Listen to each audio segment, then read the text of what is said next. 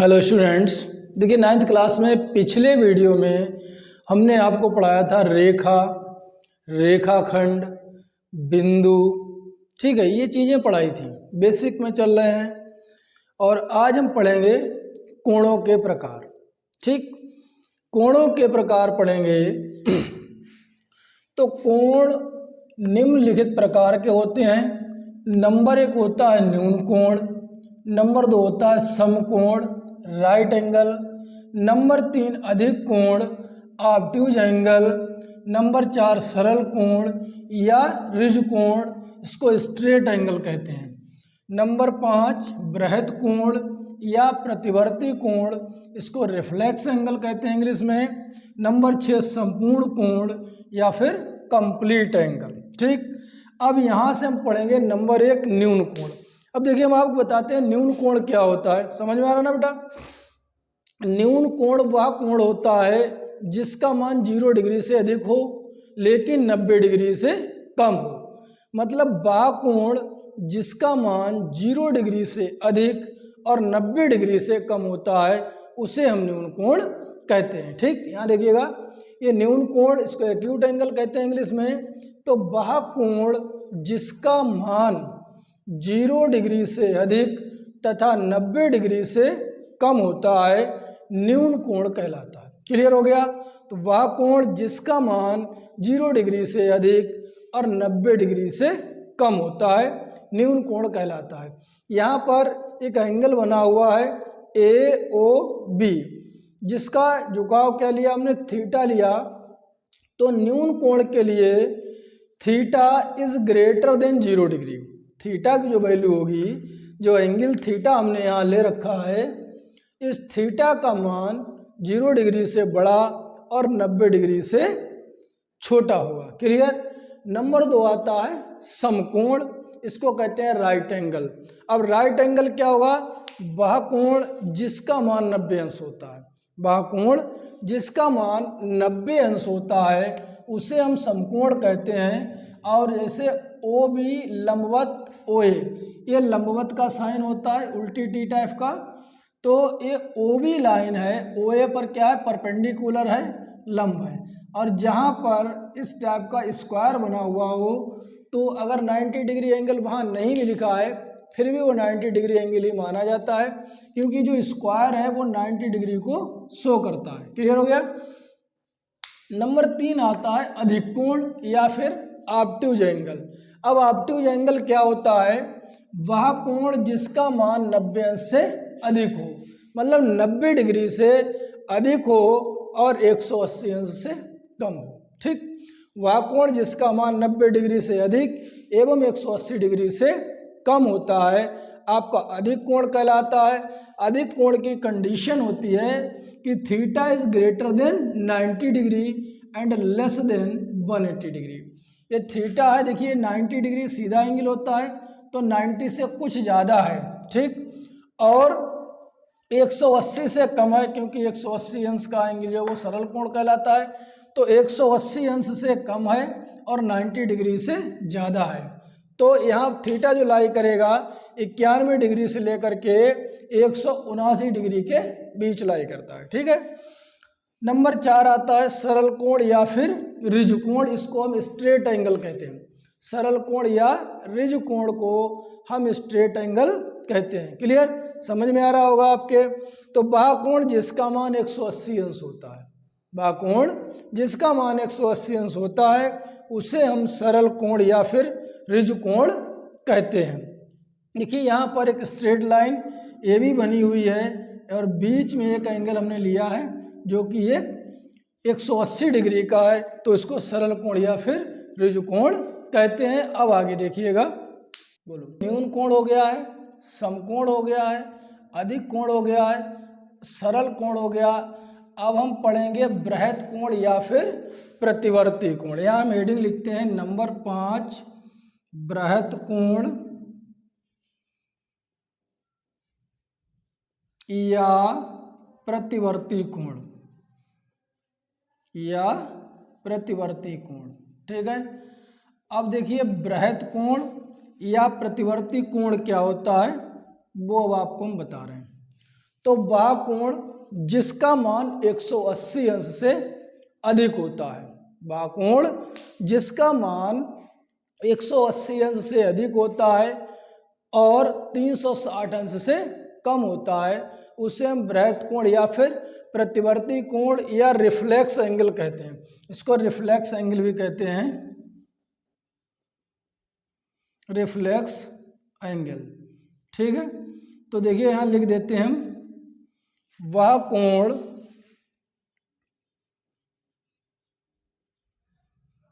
जिसका मान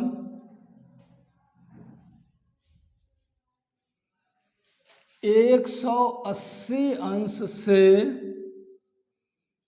अधिक तथा 360 अंश से कम होता है, उसे हम प्रतिवर्ती कोण या फिर बृहत् कोण कहते हैं। उसे हम बृहत् कोण कहते हैं। क्लियर हो गया? तो ऐसा कोण जिसका मान 180 अंश से अधिक हो और 360 अंश से कम हो। देखिए यहाँ एक हम एंगल बनाते हैं, ठीक, इसका ओ नाम दे देंगे, ए लाइन है। अब 180 अंश का स्ट्रेट एंगल होता है, थोड़ा इसका नीचे के लिए हम मूव करा देते हैं, तो ये जो आउटर एंगल बनेगा थीटा, ये आपका कहलाता है बृहत् कोण, ठीक, या फिर प्रतिवर्ती कोण। इसको यहाँ लिख लेंगे हम बृहत् कोण। और बृहत् कोण की कंडीशन होती है कि theta is greater than 180 degree and less than 360 degree. मतलब ये जो एंगल है वो 180 अंश से तो अधिक होगा और 360 अंश से कम होगा। क्लियर हो गया? तो इसे हम बृहत् कोण या फिर प्रतिवर्ती कोण कहते हैं। नंबर 6 हम लोग पढ़ेंगे संपूर्ण कोण। ठीक, नंबर 6 संपूर्ण कोण। ठीक, इसको कंप्लीट एंगल कहते हैं, कंप्लीट एंगल। ठीक, संपूर्ण कोण क्या होता है अब आपको हम बता देते हैं। ऐसा कोण जिसका मान 360 अंश होता है, मतलब ये कंप्लीट सर्कल बनाता है। सपोज करिए यहां से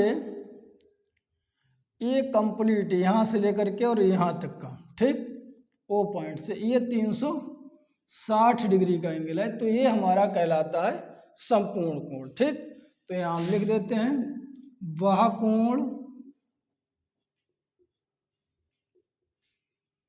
जिसका मान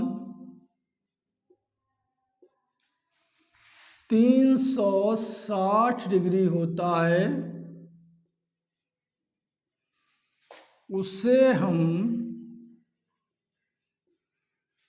संपूर्ण कोण कहते हैं, संपूर्ण कोण कहते हैं। क्लियर हो गया? ये तो रही हमारी कोणों की बात। तो आज के वीडियो में हमने क्या क्या सीखा? नंबर 1 न्यून कोण, समकोण, अधिक कोण, सरल कोण या रिज कोण, बृहत् कोण या प्रतिवर्ती कोण या संपूर्ण कोण।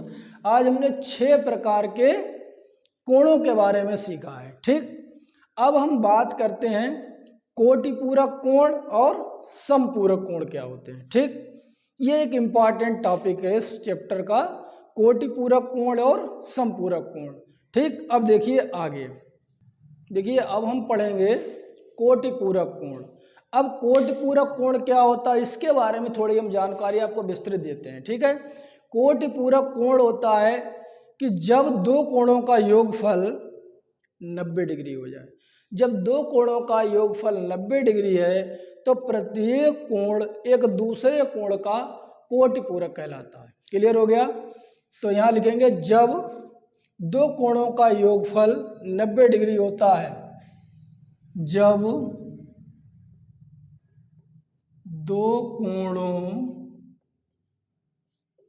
का योगफल 90 अंश होता है तब प्रत्येक कोण एक दूसरे कोण का कोटि पूरक कोण कहलाता है। यहां लिख देंगे हम, तब प्रत्येक कोण एक दूसरे कोण का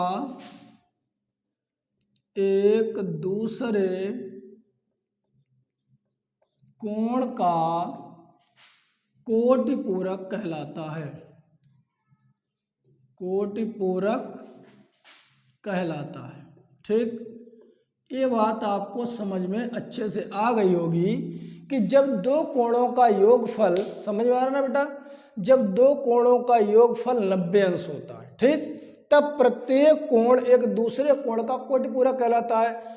सपोज करिए एक कोण 30 डिग्री का है तो दूसरा इसका कोटि पूरक कोण कितना होगा, 60 डिग्री का, मतलब 90 डिग्री माइनस 23 डिग्री बराबर 60 डिग्री। तो ये जो युग्म कोणों का युग्म है वो क्या कहलाएगा, हमारा कोटि पूरक युग्म कहलाएगा। दूसरा एग्जाम्पल सपोज करिए एक कोण है 20 डिग्री और आपसे क्वेश्चन में करेगा कि इसका कोटि पूरक कोण क्या होगा। ठीक है, तो आप 90 डिग्री के एंगल से 20 डिग्री घटा देंगे तो 70 डिग्री इसका कोटि पूरक होगा, मतलब 20 डिग्री का कोटि पूरक कितना होगा, 70 डिग्री होगा। इसी प्रकार एक तीसरा एग्जाम्पल लेते हैं। मान लिया 5 डिग्री का कोण दिया गया है और आपसे कह रहा है वो एक इसका कोटि पूरक कोण ज्ञात कीजिए। तो आप क्या करेंगे, 90 डिग्री में से 5 डिग्री घटा देंगे तो 85 डिग्री हो जाएगा। ठीक, तो 5 डिग्री का कोटि पूरक कोण क्या होगा, 85 डिग्री। तो हमें कोटि पूरक कोण ज्ञात करने के लिए क्या करना पड़ेगा कि अगर हमको एक कोण पता है, ठीक, मान लिया थीटा पता है, तो दूसरा इसका कोटि पूरक कोण ज्ञात करने के लिए हम उसको 90 में से घटा देंगे। ठीक है, उसके बाद पढ़ते हैं हम समपूरक कोण, समपूरक कोण। ठीक, सप्लीमेंट्री एंगल किसे कहते हैं, देखिए सप्लीमेंट्री एंगल वे एंगल होते हैं जब दो कोणों को जोड़ने पर योगफल 180 अंश मिलता है। ठीक, तो संपूरक कोणों के डेफिनेशन में लिखेंगे वह कोण या जब दो कोणों का योगफल 180 अंश होता है। क्लियर, समझ में आ रहा, जब दो कोणों का योगफल 180 अंश होता है तब प्रत्येक कोण एक दूसरे कोण का कोटि पूरक कोण कहलाता है। क्लियर, समझ में आ रहा होगा आपको। तो संपूरक कोण में लिख देंगे वह कोण, या जब दो कोणों से लिखो, जब दो कोणों का योगफल, जब दो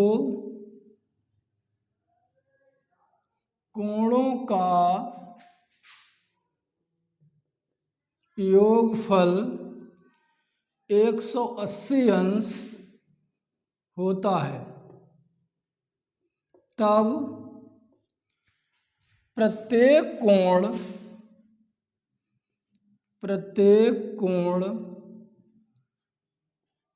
एक दूसरे कोण का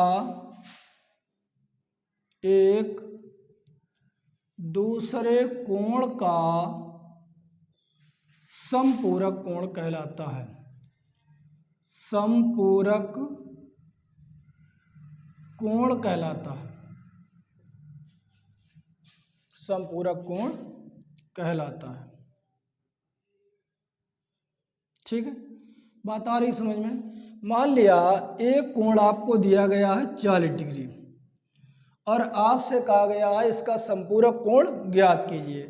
तो 180 डिग्री में से हम 40 डिग्री घटा देंगे तो 140 डिग्री का कोण जो है वो इसका संपूरक होगा। तो ये दोनों कोण आपके एक संपूरक युग्म बनाते हैं, मतलब इन दोनों को जोड़ने पर आपका योगफल 180 अंश आता है।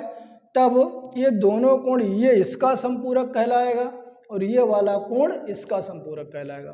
अच्छे समझ में आ रहा ना बेटा। एक पहला एग्जाम्पल था, एक दूसरा एग्जाम्पल और बता देते हैं आपको। दूसरा एग्जाम्पल देख लीजिएगा। मान लिया एक कोण दिया गया है 120 डिग्री और आपसे उसने कहा कि इसका दूसरा संपूरक कोण ज्ञात कीजिए। तो आप क्या करेंगे, 180 डिग्री में से अगर 120 डिग्री घटा देंगे तो बचेगा क्या, 60 डिग्री। तो 120 अंश का संपूरक कोण आपका 60 अंश कहलाएगा। क्लियर। इसी प्रकार से एक और एग्जाम्पल तीसरा ले लेते हैं हम, एग्जाम्पल थर्ड। मान लिया एक कोण दिया गया है थीटा, कितना दे रखा है, थीटा। तब इसका संपूरक कोण क्या होगा, 180 माइनस थीटा। ठीक, तो 180 में से अगर हम थीटा को घटा देंगे तो ये वाला और ये वाला एक दूसरे के संपूरक कोण कहलाते हैं। ठीक, अब हम अगले वीडियो में पढ़ेंगे रैखिक युग्म क्या होते हैं। ठीक, रैखिक युग्म अभिग्रहित पढ़ेंगे अगले वीडियो में, और प्रतिच्छेदी रेखाएं, समांतर रेखाएं पढ़ेंगे। सो गाइज, आप हमें सपोर्ट करिए, हमारे चैनल को सब्सक्राइब करिए, वीडियो को लाइक करके एक दूसरे में शेयर कीजिए और बेल आइकन को भी प्रेस कर दीजिएगा प्लीज़, जिससे हमें थोड़ा सपोर्ट मिलता रहे और हम आप लोगों के लिए अच्छे से अच्छे वीडियो बनाते रहें। आज के वीडियो में इतना ही, शेष अगले वीडियो में हम लोग पढ़ेंगे। और यदि इससे पीछे का वीडियो आपको चाहिए तो डिस्क्रिप्शन में दिए गए लिंक पर जाकर आप पीछे का वीडियो देख सकते हैं। धन्यवाद।